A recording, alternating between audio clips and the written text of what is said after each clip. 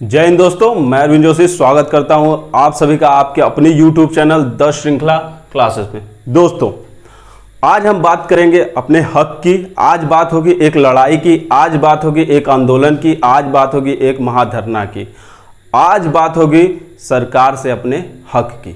दोस्तों, आप देख सकते हैं मैं भी रोजगार। दोस्तों, आप लोग सभी लोग अपने प्रोफाइल पे लिखे, फेसबुक, व्हाट्सएप, सब पे मैं भी बेरोजगार। Speak up for SSC railway student, ये इस समय नंबर 1 पे ट्रेंड कर रहा है और इसने रिकॉर्ड तोड़ दिया है। अभी तक कोई भी हैशटैग अभी तक इतना ट्रेंड नहीं किया था जितना ये कर रहा है। ये बस आप लोगों की बदौलत और आपकी एकता के बदौलत, आपकी यूनिटी के बदौलत। क्योंकि दोस्तों, youth power is the biggest power in the world. जब हम यूथ की बात करते हैं ना, तो यूथ का मतलब क्या होता है? एक एनर्जी, एक पावर। तो यूथ चाहे तो किसी को अर्श पे पहुंचा सकता है, तो किसी को फर्श पे पहुंचा सकता है। दोस्तों, एक हैशटैग और चलना चाहिए, speak up for UP triple SC और यूपी पीएससी। दोस्तों, यूपी की भी गवर्नमेंट में ये जो आयोग है, ये भी बहुत सुस्त है, अपना काम ढंग से नहीं करते हैं। भर्तियों की क्या प्रक्रिया है, ये आप सभी लोग भली भांति परिचित होंगे। आगे देखते हैं। महाधरना, महाआंदोलन शुरू हो गया है। मैं भी इससे आज जुड़ गया और मैं चाहता हूं कि हमारे देश का चाहे कोई टीचर ऑनलाइन हो या ऑफलाइन हो, कोई स्टूडेंट 10वीं में पढ़ता हो, 12वीं में पढ़ता हो, क्लास 1 में भी पढ़ता हो, अगर वो कभी भी ये चीज़ देखे तो भाई उसको आप लोग आगे बढ़ाइए। क्योंकि आप देखते हो कि कोई भी जनसभा हो, कुछ भी हो, चुनाव हो, कुछ भी हो, कभी भी यूथ की बात नहीं होती है, कभी भी रोजगार की बात नहीं होती है, कभी भी ये सारी बातें नहीं होती है। बस क्या होता है, किसी तरह वोट का एकीकरण कर दिया जाता है, ये कर दिया जाता है, वो कर दिया जाता है। मतलब आप समझ सकते हैं मैं क्या बोलना चाह रहा हूं। मेरा मेन फोकस ये है कि हमारी जो बात हो ना, अब जो कभी भी किसी की भी बात हो, तो वो रोजगार पे हो, वो युवा पे हो। युवा क्या कर रहा है? युवा अपना पूरा मेहनत देता है, पूरा टाइम देता है, पढ़ता है, लिखता है। सोचिए, एक बच्चा जन्म लेता है, जन्म लेने के 5 साल 3 साल बाद उसे स्कूल में डाल दिया जाता है। वो अपने जीवन के कुल 25 से 30 साल स्टडी में लगा देता है, अपने आधा जीवन स्टडी में लगा देता है। उसके बाद भी उसे उसका मन चाहा जॉब नहीं मिल पाता है। तो ये बहुत सोचने वाली बात है। और इस पे क्या होता है, कोई भी सिंगल पर्सन टॉक नहीं करता है, बात नहीं करता है। कोई भी हमारे नेता, राजनेता, मंत्री, महामंत्री, कोई भी इस पे बात नहीं करता है। वो किस बारे में बात करता है? बस अपना वोट, अपनी राजनीति। मैं यहाँ पे किसी भी पार्टी विशेष का नाम भी नहीं लूँगा और आप लोग जानते हैं, और मैं किसी पार्टी विशेष का प्रशंसक भी नहीं हूँ, न मैं किसी पार्टी से जुड़ा हूँ। मैं जुड़ा हूँ तो बस यूथ से, टीचर्स से। एक छोटा सा मेरा चैनल है और उस चैनल पे मैं अपना सेवा देता हूँ, बस आपके लिए। दोस्तों, हम भीख नहीं मांग रहे हैं, हमें रोजगार चाहिए। कुछ लोग कहेंगे, अरे यार क्या करो, जाओ पढ़ो लिखो, मेहनत करो तब न मिलेगा। तो हम उनसे पूछना चाहते हैं, अरे भैया कितना मेहनत करें, इतना सारा स्कैम हो जाता है। आज पेपर बना, एग्जाम से पहले पेपर लीक, कौन जिम्मेदारी लेगा? कौन जिम्मेदारी लेगा? मैं इससे पहले एक वीडियो बनाया था वैकेंसी के बारे में। ज़्यादातर लोगों ने उसे देखा नहीं, लेकिन जिसने भी देखा काफ़ी पसंद किया।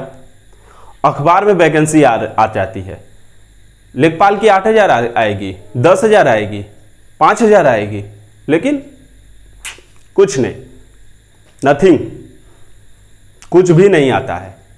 चुनाव टाइम में वैकेंसी आती है और वो चुनाव में ही फंस कर रह जाती है।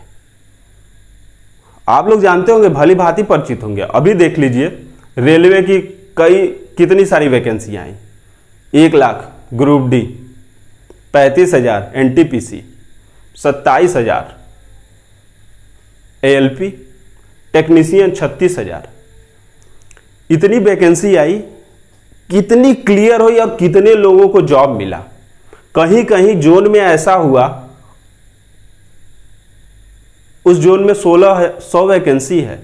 पता चलता है बच्चा एग्जाम दिया, कई, आप लोग जानते हैं कई स्तर पे एग्जाम होता है, 1-2 स्तर पे होता नहीं है, 3-4 स्तर से हम लोगों को गुजरना पड़ता है, एग्जाम देना पड़ता है, एग्जाम क्वालिफाई करने के बाद होता है। अरे हमारे पास इतनी वैकेंसी नहीं है, ये तो गलती से टाइप हो गया है। ये बात मैं कर रहा हूं रेलवे गोरखपुर जोन की। जो लोग इसमें दिए होंगे और जो लोग क्वालिफाई हुए होंगे वो भली भांति परिचित होंगे इस बात से। दोस्तों, अब न कोई झूठा वादा चाहिए और न ही कोई झूठी सांत्वना। क्या होता है, हमें आश्वासन दे दिया जाता है, हम ये कर देंगे, इस तारीख तक आपको ये लेटर मिल जाएगा, इस तारीख तक आपका एग्जाम हो जाएगा।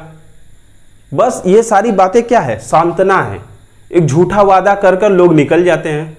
जो भी उसके लिए उत्तरदायी है, जो भी उसका मैनेजमेंट करता है, जो भी जिसके भी अंडर ये सारी चीजें आती हैं, वो क्या करता है, ऐसे ही करता है। आपको झूठा वादा कर देगा, सांत्वना दे देगा, बस उसका काम खत्म। आप जाइए, आप डिस्टर्ब होइए। क्यों? अब देखिए, वो दे दिया सांत्वना, उसका क्या है, उसको तो आराम से एसी कमरे में बैठा है, एसी कमरे में बैठा है, उसकी पेमेंट हर महीने उसके अकाउंट में आ जा रही है। परेशान कौन है? परेशान हम है ना।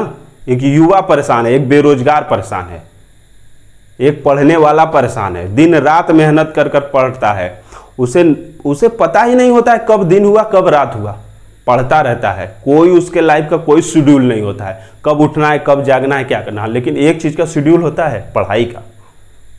वो शेड्यूल बनाकर खाता नहीं है, पीता नहीं है, लेकिन हाँ पढ़ता है।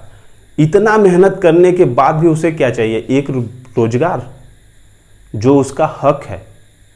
लेकिन गवर्नमेंट को बस चाहिए कि अपनी कुर्सी बची रहे। आगे देखते हैं।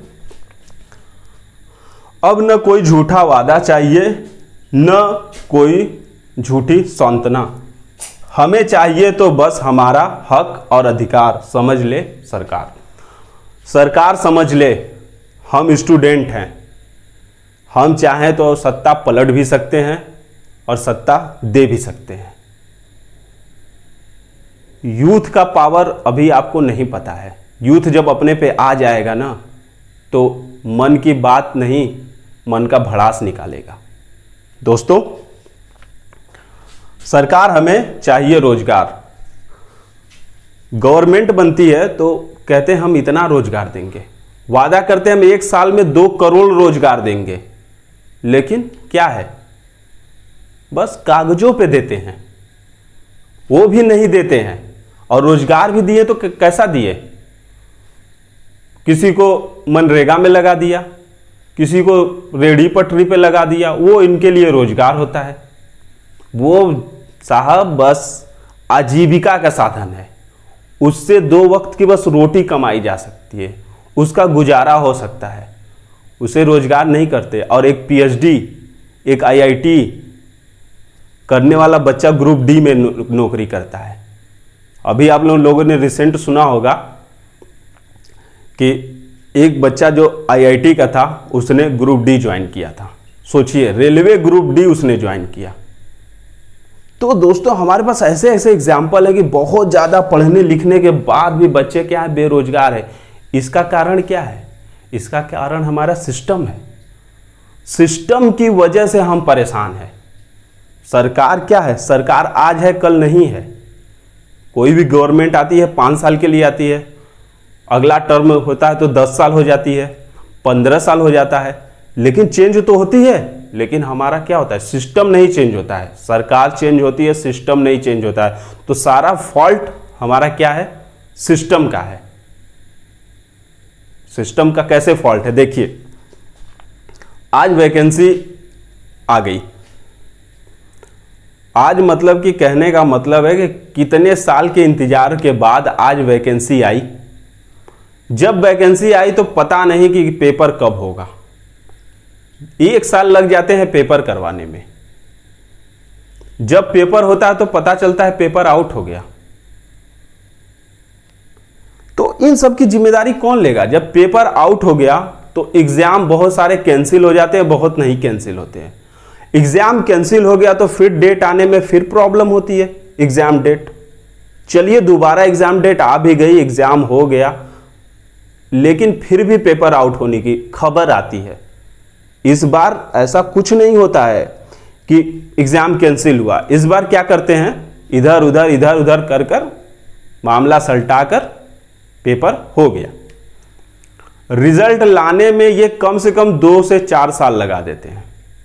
चलिए एक बार रिजल्ट आ भी गया, पता चलता है एक शिफ्ट में 10 क्वेश्चन गलत है, एक शिफ्ट में 5 क्वेश्चन गलत है, एक शिफ्ट में 7 क्वेश्चन गलत है।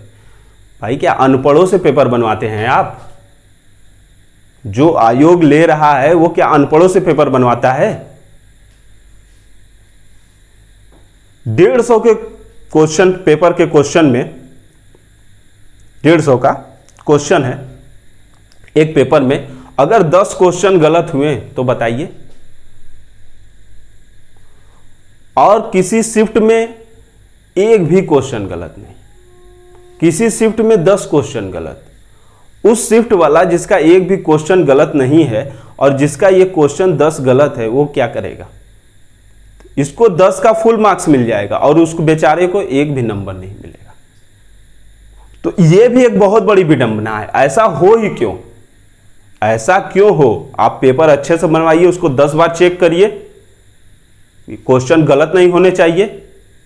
हम हैं, आप है, अगर हम पेपर देकर आते हैं तो क्वेश्चन देखते हैं, एक आंसर हमें डाउट होता है तो हम 10 बार देखते हैं, 10 किताबें चेक करते हैं कि अरे ये कर ले, अरे ये कर ले। तो क्या क्वेश्चन बनाने वाला, पेपर सेट करने वाला ये नहीं देख सकता? चलिए ये भी हो गया, ये भी हो गया। उसके बाद वैकेंसी कोर्ट में फंस जाती है, वैकेंसी कोर्ट में फंस जाती है। देख लीजिए 69,000 शिक्षक भर्ती कोर्ट में फंसी हुई है। क्या है? 2 साल से वो, 1 साल से वो कोर्ट में फंसी है, 2 साल पुरानी वैकेंसी है। अब स्टूडेंट करे तो करे क्या? कोर्ट लड़े, तैयारी करे, घर वालों की सहे, किसकी सहे? एक टाइम होता है जब घर वालों की उम्मीद जो है उनसे लगी होती है और उनके भी सब्र का बांध टूट जाता है, तो वो भी जो मन में आता है सो उसको सुनाते हैं। लेकिन स्टूडेंट की क्या गलती है? गलती हमारे सिस्टम की है और उस सिस्टम को हमें सुधारना है। और ये काम सरकार आप कर सकते हैं, गवर्नमेंट ये काम कर सकती है। हम क्या करेंगे? हम आंदोलन करेंगे, लेकिन काम तो आपको करना है ना। हम क्या करेंगे? आपको बदल देंगे, लेकिन जो सरकार फिर आएगी उसको ये काम करना है। नहीं करेंगे फिर हम उसको बदल देंगे। सिस्टम में कौन बैठा है?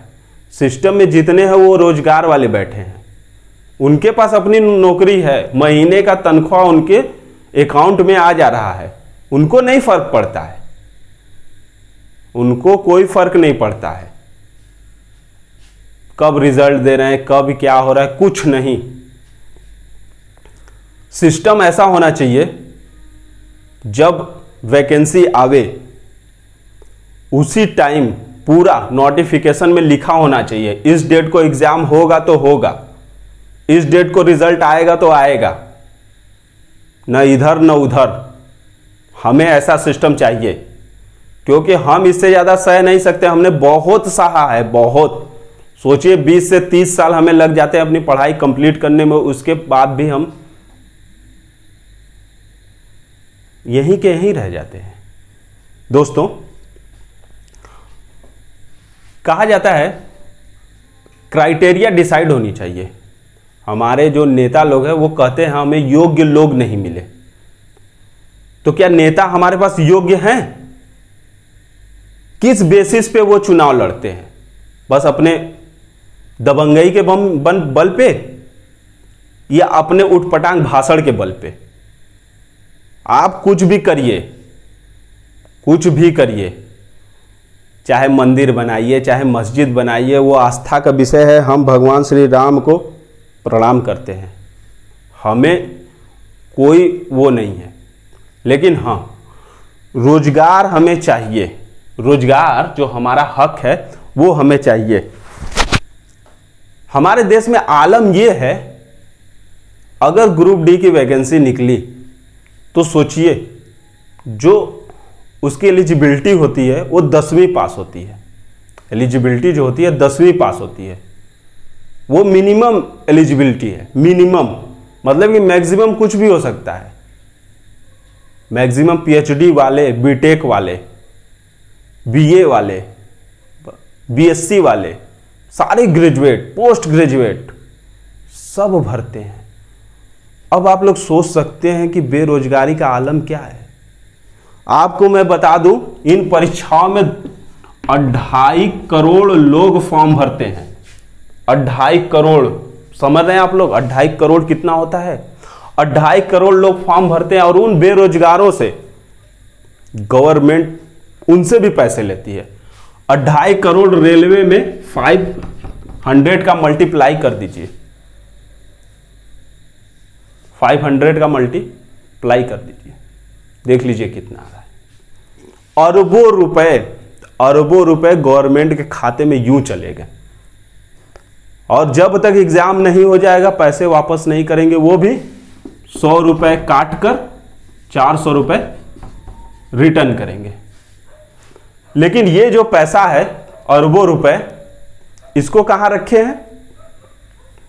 इसको अपने अकाउंट में रखे हैं, और वो अकाउंट फिर ब्याज मिलेगा। ब्याज भी सोचिए अरबों में मिलता है, करोड़ों में मिलता है। मतलब रेलवे बोर्ड तो ऐसे ही कमा कर लाल हो गया, ऐसे ही उनका जेब भरा हुआ है। भाई जिनका जेब भरा हुआ उनको दूसरे से क्या मतलब होगा? मतलब तो उनका होगा ना, जिनका जेब खाली है। मतलब तो उन्हें होगा ना, जो इन सारी समस्याओं से जूझ रहे हैं। तो हर चीज का अब क्या होना चाहिए? क्राइटेरिया होना चाहिए। नेताओं का भी क्राइटेरिया होना चाहिए। कौन चुनाव लड़ रहा है, कैसे लड़ रहा है। आज अगर मुझे नौकरी मिल गई तो मैं अपना घर बस चला सकता हूं, लेकिन आज एक गांव में एक प्रधान भी जीत गया ना, तो कल उसके घर पे स्कॉर्पियो खड़ी होगी। सोचिए, ये भ्रष्टाचार है हमारे देश में। निचले स्तर से लेकर टॉप तक भ्रष्टाचार है। बस कारण क्या है? अनपढ़ गवार लीडर लोग, नेता लोग, जो दबंगई के बल पे वोट लेते हैं, और हमारे देश की भोली भाली जनता जो धर्म, जाति, ऊंच नीच, इन सब को देख कर वोट देती है। अगर अब भी आजादी के 70, 72, 75 साल बाद अगर ये अब भी चल रहा है, तो समझ लीजिए हम गर्त में जा रहे हैं। उसका सबसे बड़ा उदाहरण है आज इस टाइम जो इस तिमाही की जो जीडीपी आई है, वो सोचिए -23.9%, -23.9%। समझते हैं इसका मतलब आप? इसका मतलब यही हुआ ना कि आप खड़ा हो और आपको कोई पीछे से लात मार दे और आप गिर जाएं किसी खाई में। इसका मतलब ये है। तो दोस्तों, जब तक गवर्नमेंट हमारी सुनेगी नहीं, इस बात पे एक्शन नहीं लेगी, ये ट्रेंड करता रहेगा, ये ट्रेंड करता रहेगा। और ये भी ट्रेंड करना चाहिए। बात होगी अब स्टूडेंट की, जुमले की बात नहीं होगी। अब हमें कोई जुमला नहीं चाहिए। हमें ये नहीं चाहिए कि आप 2 करोड़ रोजगार दें। हम बस इतना चाहते हैं कि जितनी वैकेंसी आए उसका निर्धारित समय से हर एक चीज हो, एग्जाम हो, रिजल्ट निकले, और नियुक्ति हो। बाकी जो भी प्रक्रिया है एक फिक्स टाइम पे होनी चाहिए। हमें कोई आपत्ति नहीं है, आप 500 ही निकालिए, 500 निकालिए, लेकिन 500 वैकेंसी का सही टाइम पे सही शेड्यूल से उसका सब क्लियर कराइए, वैकेंसी दीजिए, नियुक्ति दीजिए। उत्तर प्रदेश यूपी SSS ने एक वैकेंसी निकाली थी बीडीओ की, विलेज डेवलपमेंट ऑफिसर। एग्जाम हो गया, उसके बाद लोगों को सेलेक्ट भी कर लिया गया, फिर भर्ती को बस्ते में, ठंडे बस्ते में डाल दिया गया। अब सोचिए वो जो 2000 बच्चे, 1956 समथिंग वैकेंसी थी, 1956 लगभग 2000 वैकेंसी थी, 2000 बच्चे वो असमंजस में है कि वो करे तो करे क्या, कब नियुक्ति होगा, कब क्या होगा। ये हमारे देश की विडंबना है। 69,000 शिक्षक भर्ती के देख लीजिए, एनटीपीसी रेलवे एग्जाम 35,000 एनटीपीसी का जो भर्ती निकला था उसका देख लीजिए, 2 साल हो गए। फॉर्म भरा गया, 500 रुपए हमने दे दिया, लेकिन आज तक एग्जाम नहीं हुआ। इस पैसे से गवर्नमेंट, रेलवे बोर्ड ब्याज कमा कर खा रहा है। और बाद में अगर वो हमें वैकेंसी, हमें नियुक्त कर देना तो हमारे ही पैसे हमें देंगे, हमारे ही पैसे हमें देंगे। दोस्तों, हम यूथ, हम क्या करते हैं, हम वोट देते हैं। हम कहते हैं, सभी लोग कहते हैं कि ये जो इलेक्शन आता है ना, यही हमारे नेताओं का एग्जाम्स होते हैं, यही एग्जाम होते हैं। हमारी जब वैकेंसी आती है तो एग्जाम लेने में आप 2 साल लगा देते हैं, रिजल्ट निकालने में 4 साल लगा देते हैं, नियुक्ति करने में 5 साल लगा देते हैं। लेकिन आप, आज इलेक्शन हुआ, आज इलेक्शन खत्म हुआ, हार्डली कोई बड़ा से बड़ा इलेक्शन है 1 महीने चलता है। जिस दिन वोटिंग खत्म होती है उसके 3 से 5वें दिन रिजल्ट आता है। तो क्या इस देश में, इतने बड़े देश में, इतने विकराल देश में, इतने सभ्यता के मामले में इतने समृद्ध देश में ऐसी भिन्नता क्यों? इसको क्या कहेंगे? डिस्क्रिमिनेशन कहेंगे ना भाई, भेदभाव हो रहा है ना। ये एक नेता, वो भी भारत का नागरिक है, उसके भी मूल अधिकार है, और हम यूथ, स्टूडेंट, हमारे भी मूल अधिकार है। तो हमें भी तो चाहिए, हमें भी दो। आज पेपर लो, 5 दिन बाद रिजल्ट दे दो, कोई आपत्ति नहीं है, कोई भी आपत्ति नहीं, लेकिन निष्पक्ष भाव से, कोई भी भ्रष्टाचार नहीं। आप देखते होंगे आपके आसपास बहुत लोग ऐसे मिल जाएंगे, बहुत लोग मिल जाएंगे जो क्या कहेंगे, अरे हम उतना दिए तो मेरा इतना इसमें हो गया, हम उतना दिए तो मेरा इतने हो गया। उतना का मतलब समझ रहे हैं आप लोग? 10 लाख, 15 लाख, 20 लाख। छोटी से छोटी नौकरियों के लिए 10 लाख। ग्रुप डी सफाई कर्मी की वैकेंसी जब आती है तो उसमें 10 लाख लगते हैं, 5 लाख लगते हैं, 7 लाख लगते हैं, ऐसे लगता है। समझ रहे हैं आप लोग कहां हैं? मतलब जिसके पास पैसा नहीं है उसको नौकरी पाना नाको चने चबाने के बराबर है। यह है विडंबना हमारे देश की। आएंगे हमारे लीडर लोग, आएंगे, अच्छा भाषण देते हैं, बहुत बढ़िया, उनकी कम्युनिकेशन स्किल 1 नंबर एकदम। हम भाई स्टूडेंट की भी कम्युनिकेशन स्किल 1 नंबर की है, वो भी पीछे नहीं है, लेकिन बस उसको क्या है, अधिकार नहीं मिलता है, मंच नहीं मिलता है कि वो बोल पाए। लेकिन हाँ, मंच मिल गया है, मंच मिल गया है आप लोगों के लिए। दिल खोल कर पढ़िए और इसको ट्रेंड करवाते रहिए, इसको भी ट्रेंड करवाइए। सब, मैं तो कहूंगा हर स्टेट के हर आयोग को ट्रेंड करवाइए। भ्रष्टाचार, करप्शन मुक्त हमें हमारा सिस्टम चाहिए। हमारा सिस्टम भ्रष्टाचार मुक्त होना चाहिए। दोस्तों, ज्यादा बोल रहा हूं लेकिन मैं आप लोगों के लिए ही बोल रहा हूं, क्योंकि आप लोग समझ सकते हैं एक बेरोजगार जो होता है ना, उसका हालत उस चूहे की बराबर होती है जिसके बिल के सामने एक बिल्ली बैठी रहती है। बिल्ली ताक में रहती है कि कब चूहा निकले और कब वो झपट्टा मार ले, और चूहा ताक में रहता है कब बिल्ली हटे और मैं अपने रोटी रोजी का जुगाड़ करूं। बस यही है। ये नेता क्या है, आपकी वैकेंसी पे ऐसे पंजा मारकर बैठे हुए हैं, वैकेंसी आने नहीं देते हैं। कभी भी चुनाव में आपने देखा होगा वैकेंसी की बात नहीं होती है। अगर कहीं पर भी 1 घंटे के उनके भाषण में अगर मात्र 30 सेकंड या 60 सेकंड, 1 मिनट थोड़ी से युवा और विकास और रोजगार का बात आ जाता है, सोचिए 1 घंटे के भाषण में 3600 सेकंड होते हैं। 3600 सेकंड में मात्र 60 सेकंड आपको दिया जाता है। समझ रहे हैं?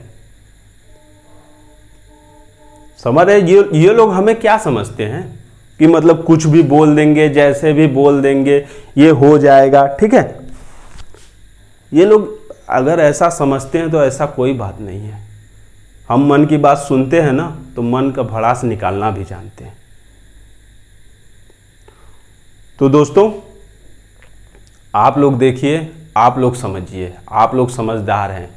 हमें क्या चाहिए? हमें रोजगार चाहिए, हमें रोजगार चाहिए। हम क्या करेंगे? अपने देश को डेवलप करेंगे। दोस्तों, देश की बात जब आती है तो हम सीना ताने खड़े हो जाते हैं ना। तो उस देश में जब हम रहते हैं तो हमारा भी तो अधिकार उतना ही है जितना इस देश पे सबका है। हमें क्यों मतलब अलग कर दिया जा रहा है? यूथ को क्यों अलग कर दिया जा रहा है? यूथ को एडवाइस सब लोग दे देता है, भाई पढ़ो लिखो मेहनत करो नौकरी मिल जाएगी। पढ़ते हैं, लिखते हैं, रात दिन एक कर देते हैं, लेकिन वैकेंसी ही नहीं आती है। अब बताइए, अगर एक वैकेंसी आती है 500 की वैकेंसी आई और 10 लाख लोगों ने फॉर्म भरा, 500 की वैकेंसी में 10 लाख लोग फॉर्म भर रहे हैं, तो बताइए फिर कैसे होगा? होना तो बस 500 का ना है, बस 500 का होना है, इससे ज़्यादा का नहीं ना होना है। 672 शायद ये इसकी वैकेंसी आई थी, यूपी SSS लिया था, लोअर PCS की वैकेंसी आई थी, उसमें 12 लाख बच्चों ने फॉर्म भरा था। 672 पद के लिए 12 लाख बच्चों ने फॉर्म भरा था, जिसमें कि 5 से 7 लाख लोगों ने एग्जाम दिया था। सोचिए क्या विडंबना है।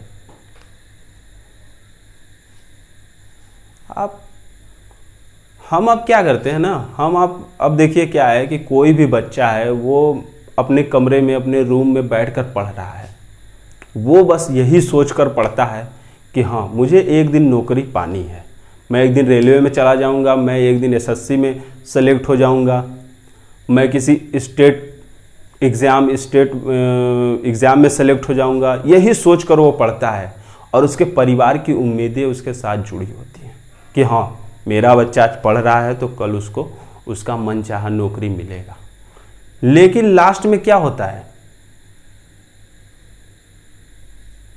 और इस गवर्नमेंट में मैं बता रहा हूं, आप लोग देखेंगे ना, नंबर ऑफ वैकेंसी घटी हैं। मैं वॉच कर रहा हूं 14 से मैं वॉच कर रहा हूं। पहले बैंक की वैकेंसी कितनी ज़्यादा आती थी, आप लोगों को याद होगा। क्लर्क की, IBPS क्लर्क में जो वैकेंसी आती थी वो कुछ नहीं तो 16 से 20 हज़ार वैकेंसी होती थी। PO की वैकेंसी 8 से 10 हज़ार आती है, और आज आधे के आधे का आधा हो गया है। मुश्किल से 1500 2000 पीओ की वैकेंसी आ जा रही है और क्लर्क की वैकेंसी मात्र 7-8 हज़ार वैकेंसी आ जा रही है। तो आप लोग सोच सकते हैं कि क्या चल रहा है हमारे देश में। क्या गवर्नमेंट हमें नौकरी नहीं देना चाहती है? क्या गवर्नमेंट एग्जाम कराकर बस चुप हो जाना चाहती है? क्या वो सैलरी नहीं देना चाह रही है? क्या एक गवर्नमेंट एम्प्लॉय काम नहीं कर रहा है? ये सारे क्वेश्चंस हैं जो हमारे दिमाग में है। दोस्तों, कुछ भी करना है, हमें अपने हक के लिए लड़ना है।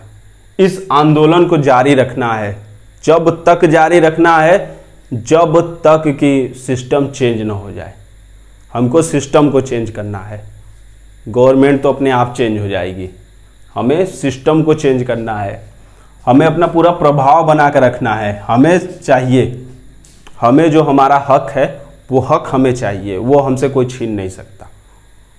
आज नहीं तो कल हम वो हक लेकर रहेंगे, नहीं मिलेगा तो छीन लेंगे। दोस्तों, एक रिक्वेस्ट है, जो भी धरना कीजिए, चाहे सोशल मीडिया के जरिए करिए, चाहे अब देखिए इसमें पेंडेमिक का दौर है, महामारी का दौर है, तो सड़क पे मत उतरिए, सड़क पे नहीं उतरना है।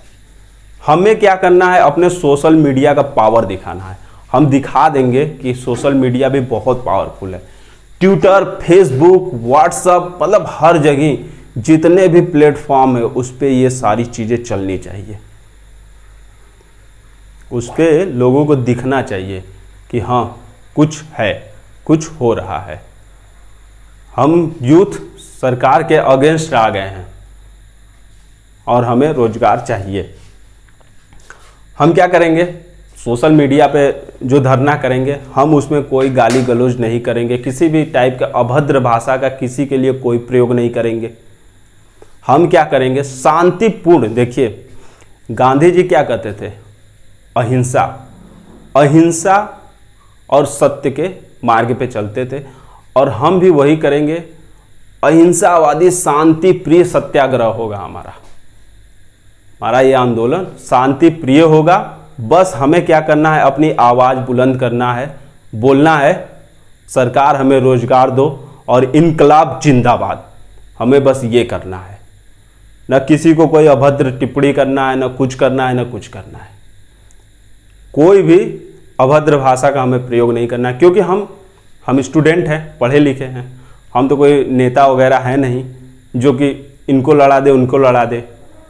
हमें क्या करना है, ध्रुवीकरण या एकीकरण का हमें राजनीति नहीं करना है। हम स्टूडेंट है ना, हमें क्या चाहिए, हम अपने हक के लिए लड़ रहे हैं। जब अपने हक के लिए लड़ा जाता है ना, तो उसमें क्या होता है ना, उसमें एक सच्चाई होनी चाहिए, एक पवित्रता होनी चाहिए। जब ये सारी चीज़ें होती हैं ना, तभी हमारा हक हमें मिलता है। तो दोस्तों, हमारी टीम 10 श्रृंखला आपके साथ हमेशा बनी रहेगी और आपके साथ पल पल खड़ी रहेगी। मिलते हैं अगले वीडियो में और इसी जोश के साथ, और इस चीज को हम लोग छोड़ेंगे नहीं। Speak up for SSC, NTPC, UP triple SC, जो भी है सबके लिए चलाएंगे ट्रेंड, और हम लगे रहेंगे। जब तक लगे रहेंगे, तब तक लगे रहेंगे जब तक कि हमें हमारा हक नहीं मिल जाए। जब तक तोड़ेंगे नहीं तब तक छोड़ेंगे नहीं। ठीक है, इनकलाब जिंदाबाद। इसी के साथ जय हिंद, मिलते हैं अगले वीडियो में।